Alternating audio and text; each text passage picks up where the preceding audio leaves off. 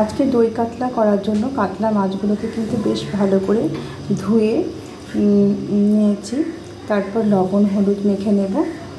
আর আদা পেঁয়াজ রসুন কিছুটা আমি বেটে নিয়েছি, মশলাটা করে নিয়েছি, লঙ্কা চিড়ে নিয়েছি। আর এখন মাছটায় লবণ হলুদ দিয়ে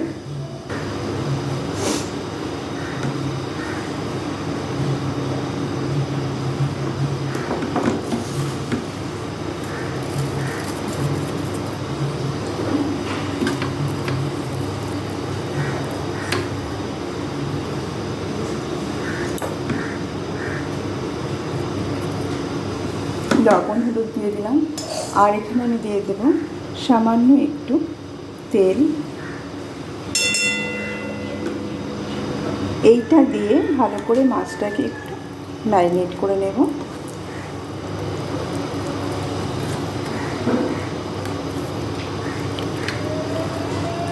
তারপর মাছগুলো, কড়াইটা গরম হয়ে গেছে, মাছগুলোকে আমি ভেজে নেব।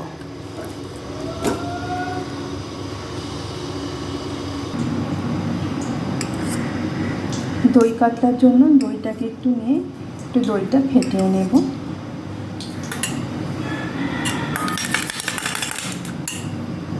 এরপর তেলটা গরম হয়ে গেছে, মাছগুলোকে ভেজে নেব।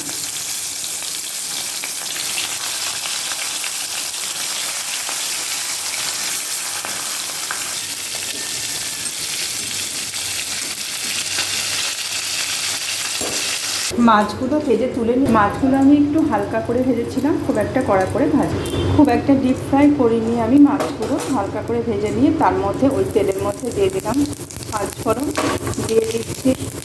মা একটু হালকা করে রান্না করতে বলেছিল, খুব একটা তেল মশলা কিন্তু দিতে বলেনি। তো ফোড়নটা একটু ভাজা হয়ে এলে আমি দিয়ে দেবো আদা পেঁয়াজ আর রসুন বাটা, দিয়ে দিচ্ছি পরিমাণ মতো হলুদ আর পরিমাণ মতো লবণ, আর একটু মিষ্টিও দেবো এখানে আমি। মশলাটা একটু কষানো হয়ে গেলে আমি জল দিয়ে দেবো। আজকে কিন্তু আমি তেল মশলা একটু কম দিয়ে করেছি। মা বলেছে যে ঝাল কম করতে, লাল যে লঙ্কাগুলোটা ওটা না দিতে, আর ওই তেলটাও একটু কম করে দিতে। তো এবার আমি জল দিয়ে দেবো। মশলা থেকে তেল ছেড়ে দিয়েছি, জলটা এবার দিয়ে দিচ্ছি। রান্নাটা একটু মাখা মাখা করবো, তাই জলটা বেশি দিলাম না। এটা ফুটে এলে এখানে দিয়ে দেবো টক দইটা, আর একটু মিষ্টি দিয়ে দিলাম। ঝোলটা ফুটে গেছে, একে একে মাছের পিসগুলো আমি দিয়ে দেবো।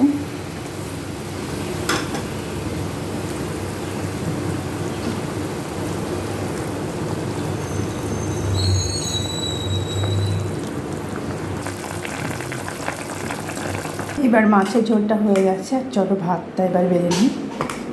ভাতটা বেড়ে নিলাম, আর নিয়ে নেব এখানে এক পিস বেগুন ভাজা,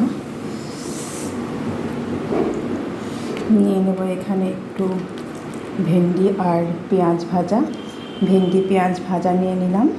আর নিয়ে নেব এখানে ওল সিদ্ধ মাখা আছে, ওটাকেও নিয়ে নেব একটু। কাঁচা লঙ্কা, তেল আর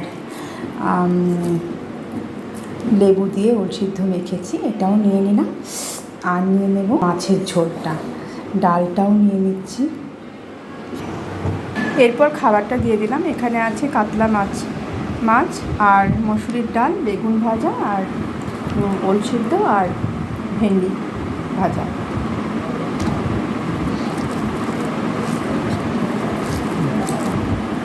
ওল সিদ্ধ মাখাটা কিন্তু খুব সুন্দর হয়েছিল। প্রথমে তো ওল সিদ্ধ মাখা দিয়ে, আমরা তো সর্ষে বাটা আর লেবু দিয়ে মাখি, খেতে কিন্তু দারুণ লাগে। তেঁতুল দিয়ে মাখলেও কিন্তু খারাপ হয় না।